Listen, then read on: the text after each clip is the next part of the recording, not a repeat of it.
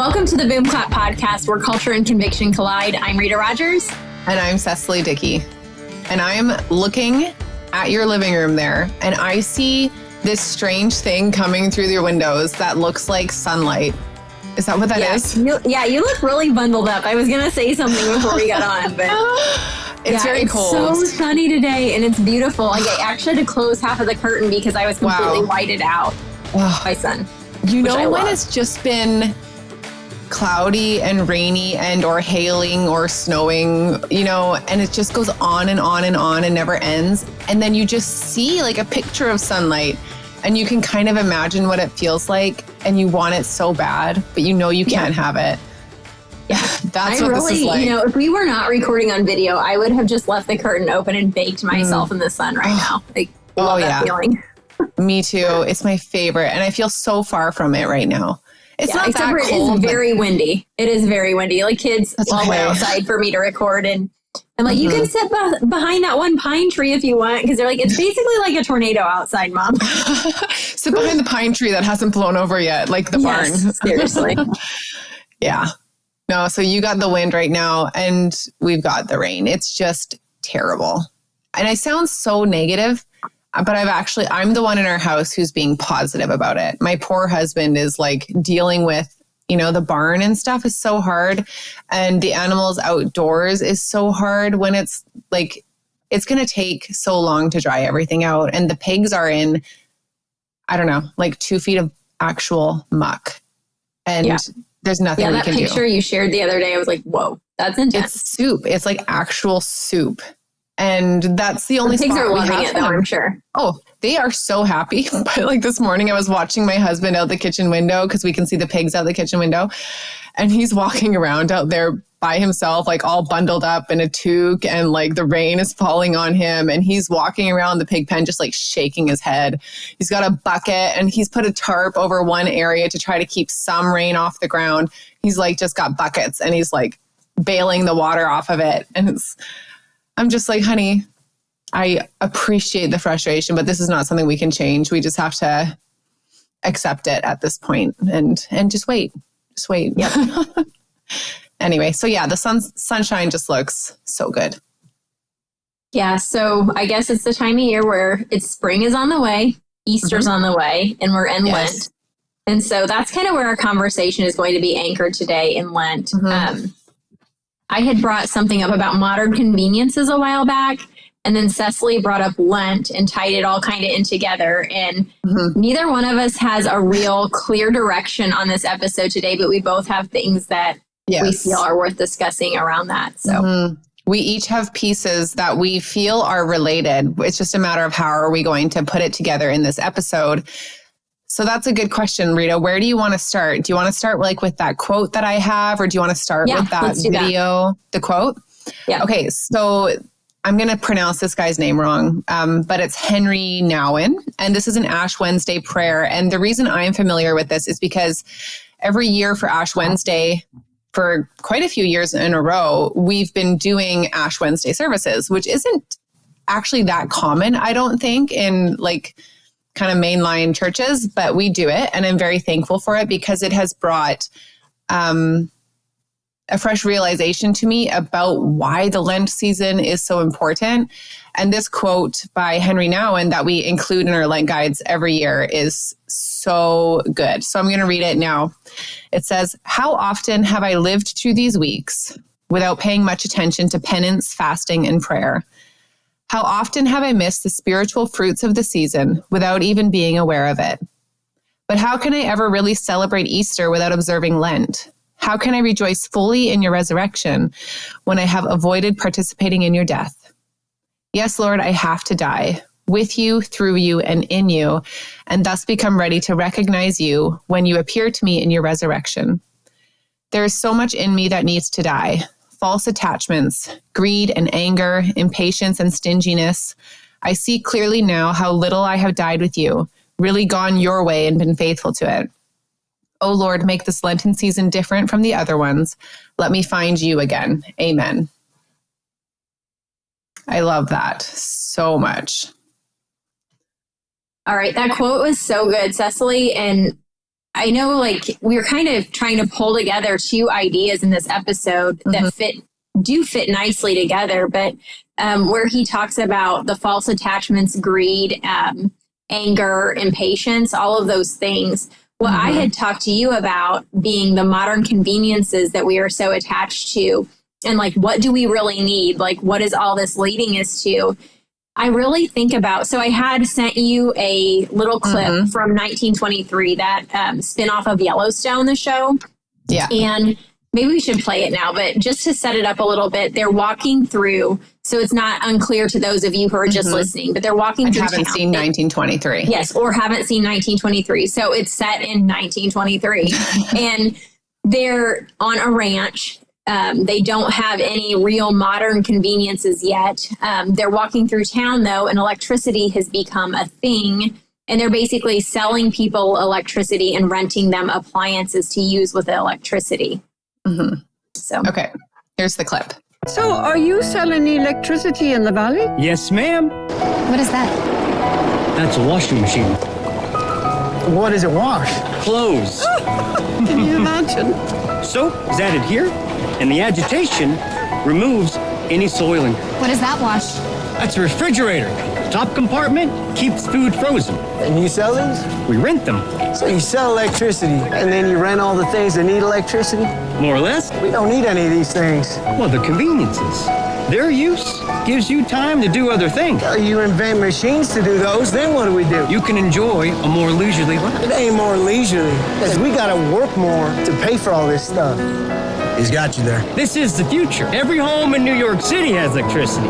They have refrigerators, and some even have electric stoves. Now, here's the thing. We buy all this stuff. We're not working for ourselves anymore. We're working for you. A washing machine seems like a good idea, I must admit. It is the future, ma'am. So, where she says, or he says, rather, if we buy all these things and we're working for you, and they're talking about how it's a modern convenience, and the guy selling it as you can go for a picnic, you can do all these other things. And I'm just remembering the episode where we went on 1,000 Hours Outside and talked to Jenny about AI and all of the things it's going to free us up to do potentially. Yeah. But none of these modern conveniences seem like they've really freed up our lives in any way. And in that quote you read, you talk, like he says about greed, anger, impatience. Like, I find myself constantly, like, we don't live that busy of a life compared to a lot of other people we know. But I still find myself rushing my kids out the door, becoming impatient with them, you know, to get to the next thing. And we have TV, we have a stove, we have a washing machine, we have all these modern conveniences they're talking about in 1923. And yet our life doesn't feel leisurely. You know, we don't feel like we're really able to always, it takes work rather to focus on the things that are really important and to focus on our faith and focus on slowing down for Lent. Yeah, it's such a vicious cycle. So I really liked that part, the one you pulled out about, you know, we'd be working for you. But the one I liked even more, for some reason it stuck out to me, was when the younger guy said, if we buy these things, we'll have less time because we have to work more to pay for it. And that just hits so hard, because really, when you think of all of these people from 1923, their minds would be blown to see what just the average American or Canadian house has inside of it nowadays as far as modern conveniences. And don't get me wrong, I am thankful for the washing machine. That one I appreciate, because I do think it would take me longer if I had to scrub every single item of clothing by hand.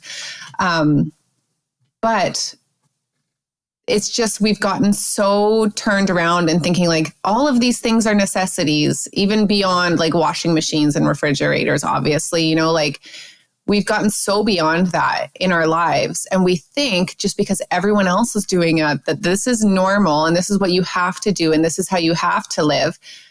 No wonder so many people think that you must have a 2-income household, you know? Yeah. And yes, things absolutely are expensive. Just food is expensive. I 100% get that. But there's so much, just so much extra that really isn't a necessity that we've kind of allowed ourselves to be deceived about. And I say allowed because I think really at the heart level, we do know. And I say we broadly, you know what I mean? Like I could just say it's a great deception loop, but we've still allowed that to happen.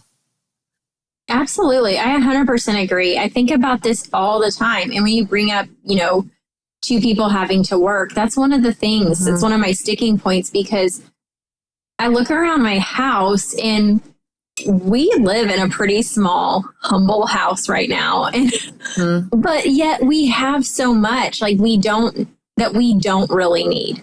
Like we have our bare necessities and well above that. And I don't know, it just makes me kind of sad. And you talked about like the washing machine really freeing you up. And that's something like the mom is walking away. She's like, I don't know, that washing machine seems like a pretty good idea.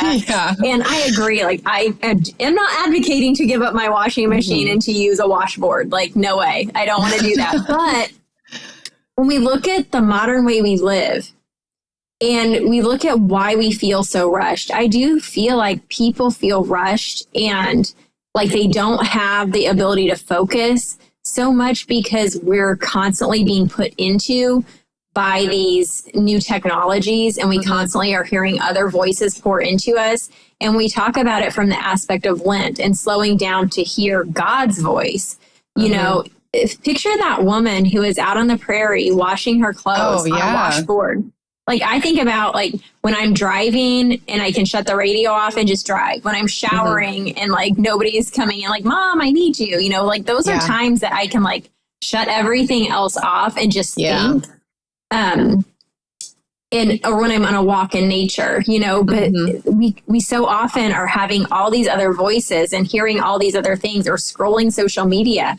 And we don't have that time that we're made to slow down as much as people before modern technology. Does that make sense? Yeah. And I think of it also not so much in the sense of slowing down because they really had to work hard. I don't mean slow like, oh, it's so easy. I mean, slowing down like they had to work with their hands. Yes. They could only go so fast. Your mind can sometimes go other places when you're working just with your hands. Yep. I think of it like a emptying out. Like I think of Lent as like an emptying out, right? Because when we think of our lives, they're so filled up, like you described, like we always have technology with us. We're always on the go. And when you were saying like when you're showering, that's like a quiet time. Well, for so many people, they literally have like screens now in their shower that they can. Very strange to me. Me too. But I will say sometimes this is going to make me sound so non-technological. Probably there's going to be people listening thinking, why would you do that? Why wouldn't you just do this? But sometimes there's like a podcast or something that I'm really wanting to listen to, and I will balance my phone on the top of my glass shower door, which is like a centimeter thick, maybe 2 centimeters thick. And it'll just kind of like precariously sit there while I listen to this podcast. I do listen to a podcast in the shower every now and again because sometimes that's the only time. Yes, that's right. But, yes. But yeah. And I also like just FYI throw like a towel over the top because I don't trust my phone not to be spying on me. Yes. I put a little sticky note. I do this in my computer too. I'll sometimes put like the sticky part of the sticky note, I'll rip it off and like stick it over the camera part. There you go, guys. Some tips for you if you haven't protected against that. But yeah, like so many people will have like a screen in the shower or go for a walk. I've bought some self-defense type things so that I can go for a walk without my phone. Because it's really hard for me to just relax and enjoy my walk when my phone is with me. Because it's either like, oh, I forgot to check this, or, oh, I forgot to text that person back, or what time is it? Like, do I need to get home? And so I've stopped bringing it. And so in order for me to feel safe doing that, I've had to invest in just some small things to help me feel safe on a walk. But those are things that we just have to do, right? In order to find that quiet. But like I was saying, people will have screens in their shower. People can't seem to go to the bathroom without their phone.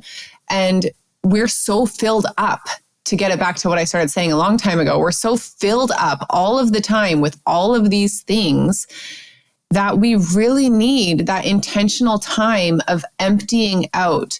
And this is the amazing thing about God, right? Like we empty out so that we can see him more clearly. But at the same time, we're receiving the benefit of what it actually means to be closer to him and to be emptied out. It's like, it's so clear. It's just a really clear picture of the fact that God's design is good. God's plans are good. God's rhythms are good.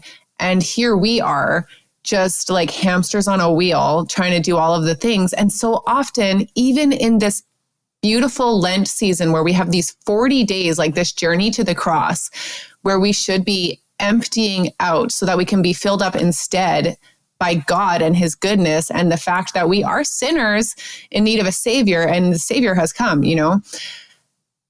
We need it so bad. But even in that season, we tend to just keep on going, or maybe even work harder because it's the spring and things are kicking into high gear. And God is like, actually, this is necessary. It's necessary because you need to see me, but it's also necessary because you need it. Mm-hmm. You need it. And I feel that. My name is Emmy, and I'm Cecily's daughter. I want to tell you all about World Watch News. World Watch News is a 10-minute program that is on every weekday. This is a trustworthy source for current events for kids and teens that is biblically sound. It helps kids like me become critical thinkers who know what's happening in the world.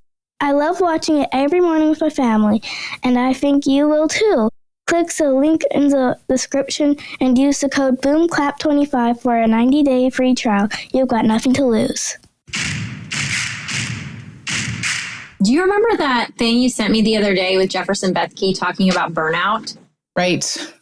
That's hitting me right now because so Cecily sent me this video and he was talking about burnout.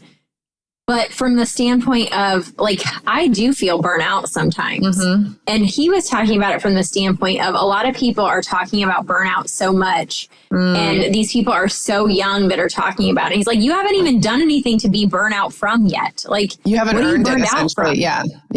But the more I think about it, I think some people are experiencing burnout not from anything they've done, but from watching other people do things all the time. Like so many people are living simultaneously their life and other people's at the same time because of the technology stage we're in right now. Does that make sense? Yeah, well, exactly. It's exactly right. And so people are left either just consuming, filling with all of these things.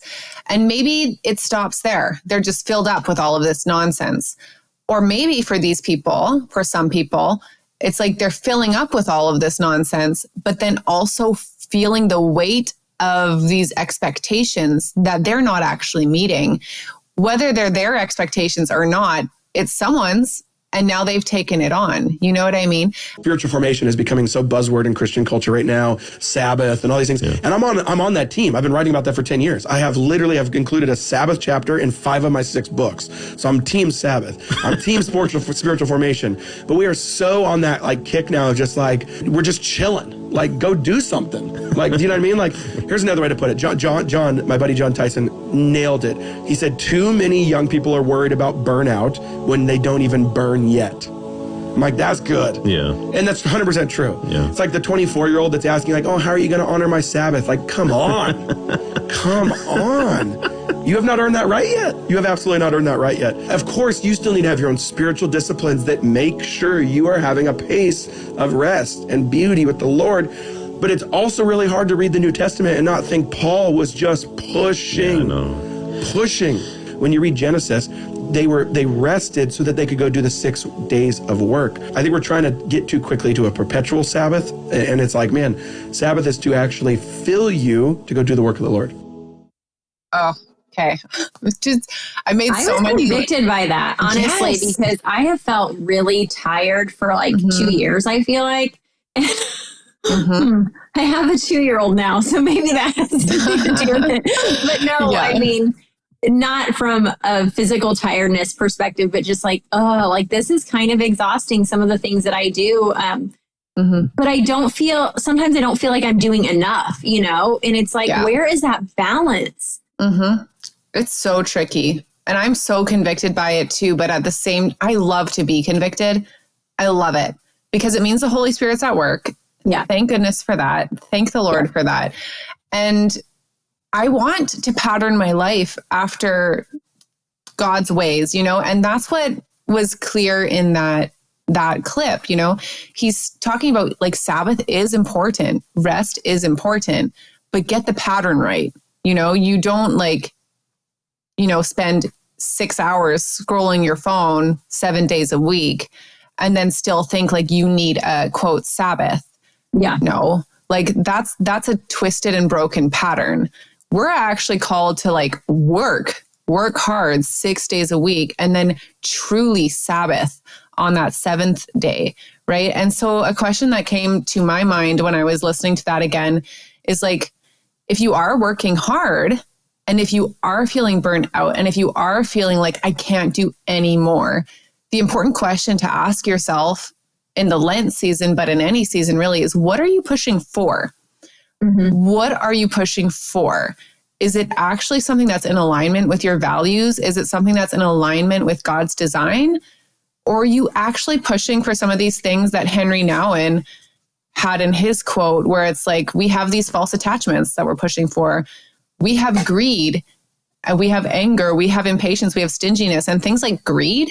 All of it comes from a root of selfishness, right? So it's like, am I actually pushing for good things, like things of the kingdom or things that, as I said, are aligned with my values? Or am I actually just pushing for more of the material, more of the earthly? And am I wanting this, as Jefferson said, like this perpetual Sabbath on earth? That's really not a Sabbath at all, because of the fact that I'm pushing for the wrong things 7 days a week. I think that a lot of times we know that by the way we feel. Like, God allows us to feel really fulfilled and really good after we put in some good work that is for the right reasons. Like I feel like I know, you know what I mean? And the part that was convicting for me is I think about like my grandparents' generation, and they did have more of that physical labor attached to their daily routine. And I didn't see like my grandma ever, like, I don't know that she really ever felt like she needed to sit down and unwind at night before she went to bed. Like, she just kind of worked up until bedtime, I'm guessing, you know what I mean? And then like me, I find myself feeling like I deserve or need this wind down time in the evening. Do you know what I mean? And I'm like, do I like every night? And do I really like what does the wind down time look like? Right? Yeah. Like, is it me filling myself with these comforts that actually aren't doing anything for my soul or physical health? It's a good question that is uncomfortable to ask. Yeah, because sometimes I find myself like it's really hard with a toddler to get things done during the day, you know, that are outside of just caring for my family. It's like a hard season to do that. And I feel like I need a little bit of rest in the evening, but I'm like, should I be just pushing, like Jefferson said, and getting some extra stuff done, you know, instead of feeling like I deserve this time? That's a tricky one, because I do think rest is important too. Like, in a couple weeks, or I don't know exactly the calendar right now for the podcast, but we do have an episode coming out with Amber Landry, where we did talk about rest and sort of like that Southern culture and how, you know, it's important to be able to like have a cup of, I don't know, he's probably say a glass of sweet tea, or, you know, like, you know, to sit and have a coffee or a tea with your family for 15 minutes. Like, I think that's important, and I think that's good. And I do think, as the mother of a toddler or even older kids, like, it is important to have a little bit of downtime. Like, I'm not saying me, like, I'm not getting hours every night. Like, it's like a 30-minute window between when he goes down and when he wakes back up and wants me. But like, I'm texting Cecily pictures. Look at me holding him. Isn't he so sweet? He just went to bed 30 minutes ago. And he is so sweet. But like, that's what I mean. Like, it is full on, right? So you do need to take rest when you can. I just don't want anyone else who's in that season with like babies or toddlers or anything to hear us say, don't rest at night. Do, but be intentional about your rest. Be intentional about it. I'm just saying personally, like, where's that line? Like, I'm really just Legit wondering. I just really am intentionally thinking about where that line is for me right now and figuring that out. Yeah. Well, and you're maybe somebody else will hear this and be like, I need to figure that out too. Yeah. And I will say, like, you're in a tricky spot because you have older kids as well, right? So you're kind of... I'm living both worlds. You're living both worlds. And you know how, like, when people get to a certain age and they have aging parents, but they still have kids in the home, and they kind of call it the sandwich generation because they're taking care of their aging parents and also their kids at home. You're kind of in your own sandwich generation where you're like dealing with like preteens and teen and still a toddler. And so you have to be really creative about how that actually works, right? Yeah. While also recognizing this is limited, which you're so aware of. I probably soak it up a little too much. But you won't regret not that you can. You won't. I don't know. I don't think you can.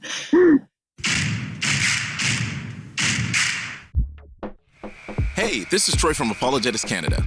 Have you ever noticed universities don't wait until students arrive on campus to figure out their basketball or volleyball team? Instead, they're actively engaging long before they come onto campus, and it should be the same when it comes to our faith. Research consistently shows that the transition from high school to university and career is a crucial time for faith development. Those students who are equipped and connected going into university and career are often the ones who emerge with their faith intact and are often the ones who share their faith with others. For this reason, Apologetics Canada and Trinity Western University are excited to introduce the first ever Western Youth Summit, happening May 24th, 2025 on Trinity Western University's Langley campus. What is the Western Youth Summit? Well, it isn't another youth rally. Not that those are bad, but this is about identifying, equipping, and connecting students for life in high school and beyond. We're going to have an amazing group of speakers addressing a wide range of relevant topics. There will also be a session in the morning for parents. Students will be connected with trusted Christian ministries from high school to university.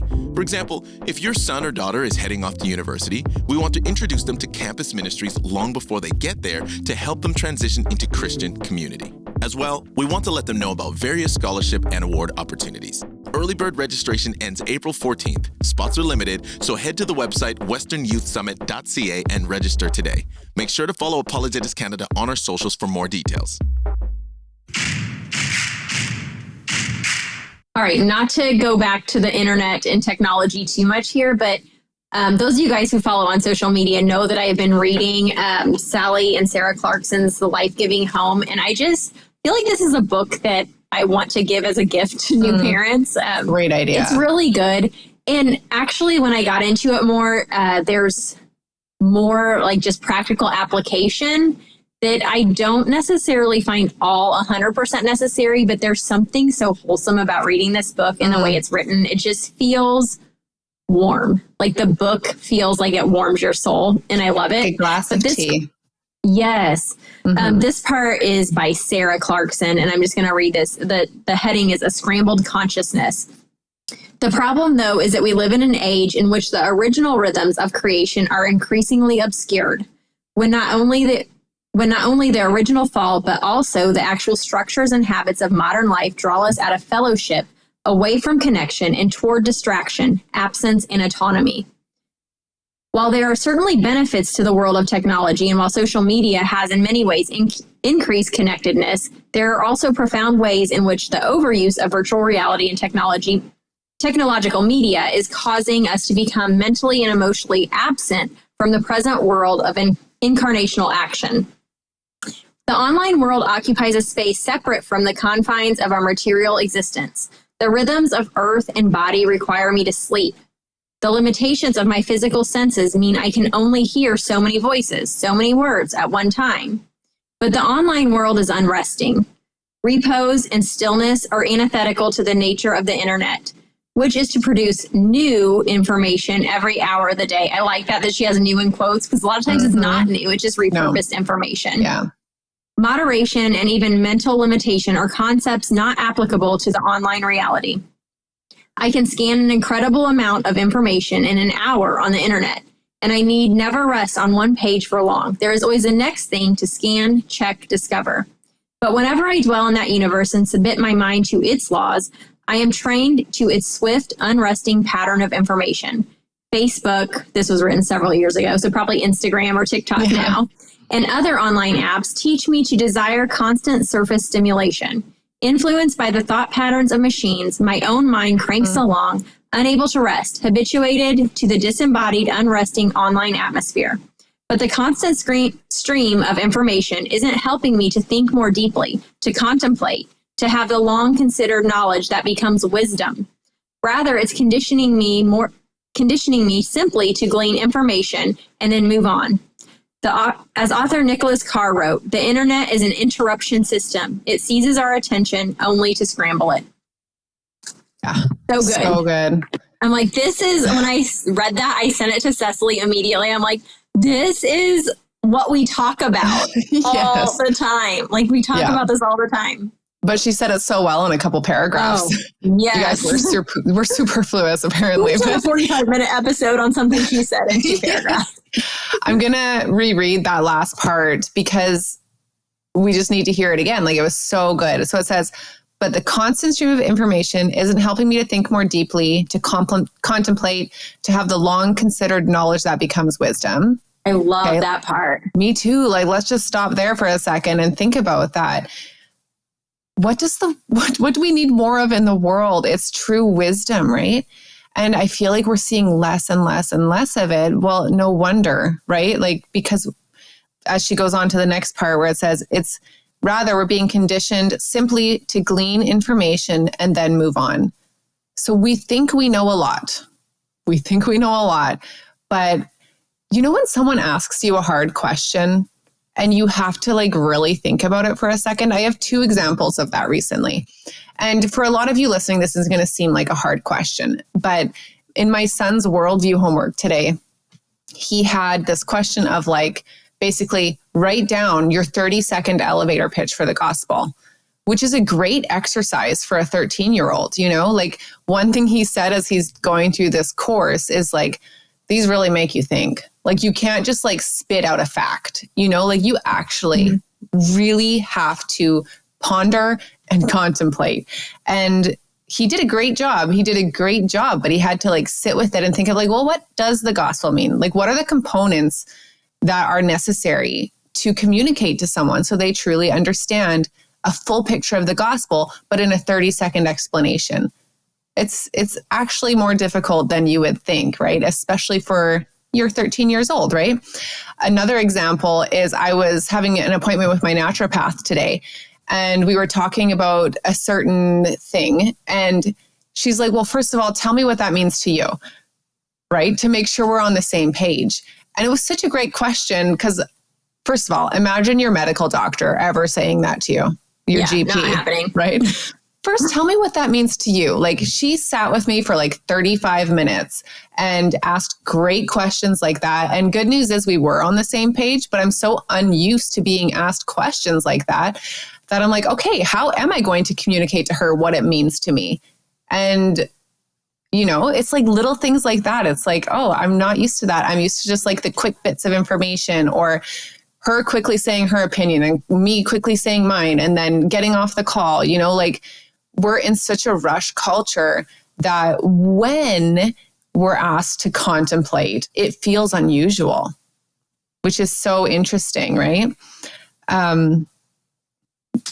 As author Nicholas Carr wrote, the internet is an interruption system.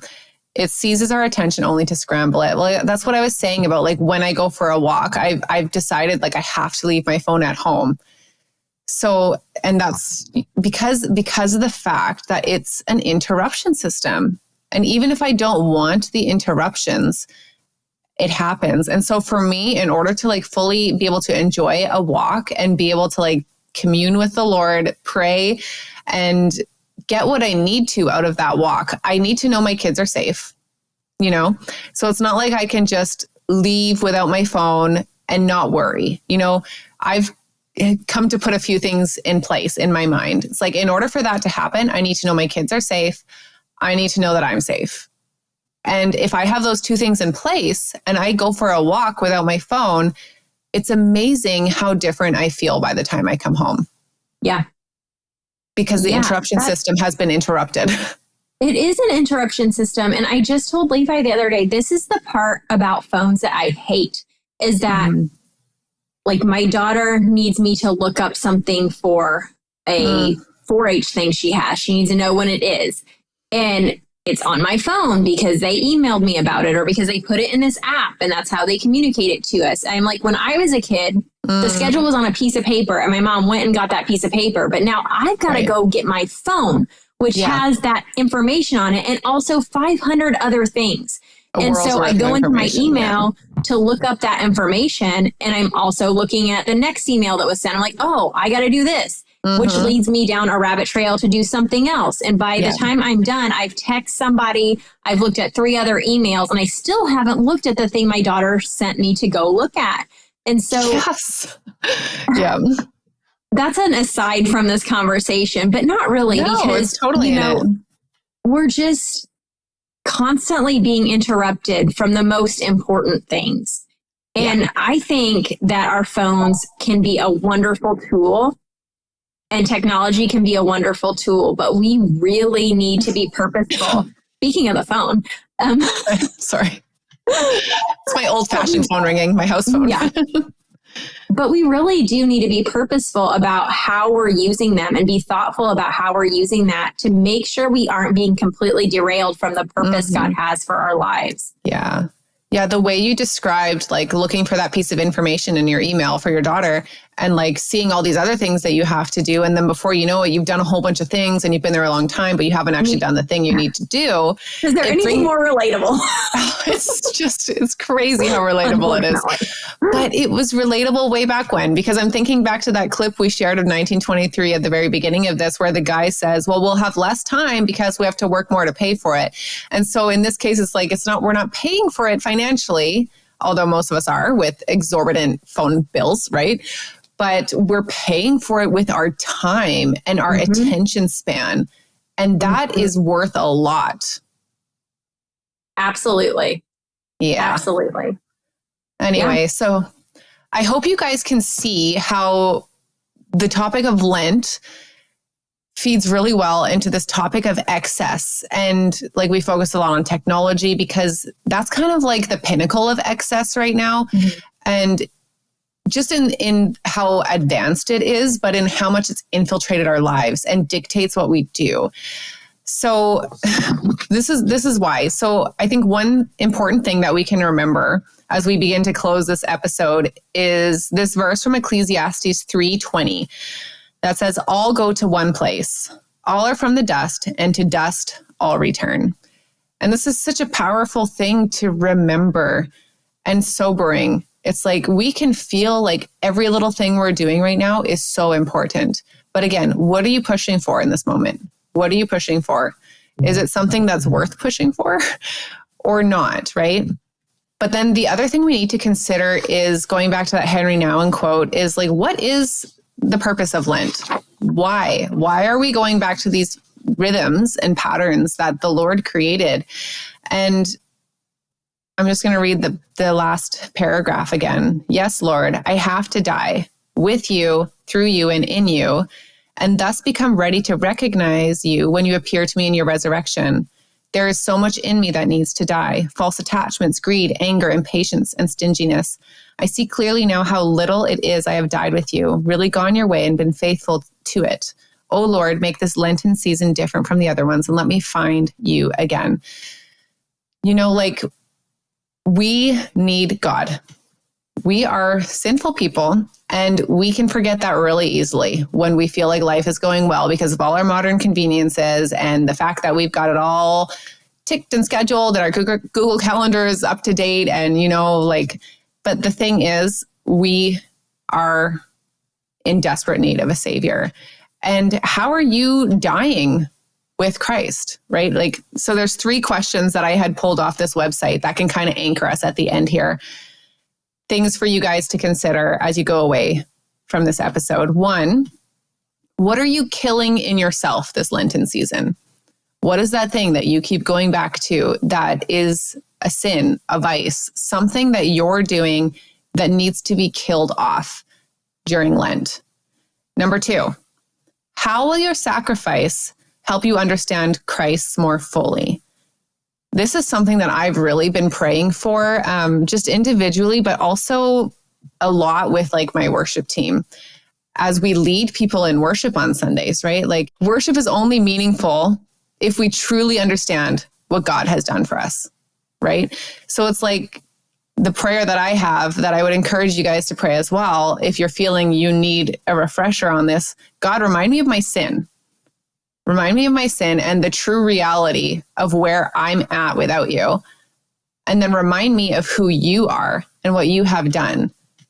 You know, like that is so important. And then question 3, can you understand the true significance of Easter without living through Lent and Christ's death? You know, we so often just want to experience the resurrection on Easter Sunday. And that can be, you know, an example or a metaphor for other things in our life. We just want to experience the highs. We don't want to have to travel through the lows and figure out what God is trying to teach us in those moments. But really, to understand the full reality of Easter and the resurrection, we need to travel through the valley, right? So can you understand the true significance of that? So those are the 3 questions I would leave you guys with. Rita, do you have anything else that you wanted to say? No, I think that's great. I think it's great to close with. Okay. Well, you guys, if you want to find us outside of the podcast, you can find us on Instagram at Boom Clap Podcast. We'd also really appreciate it if you would follow us, leave a review, hit the bell on Spotify, all of those things to make sure you don't miss an episode. And if you want to find us individually outside of the podcast, I'm on Instagram at Cecily.Dickey or my website, thegracetogrow.com. And I'm at RitaRogersCo.com or Rita Rogers Co on Instagram. Thanks for listening.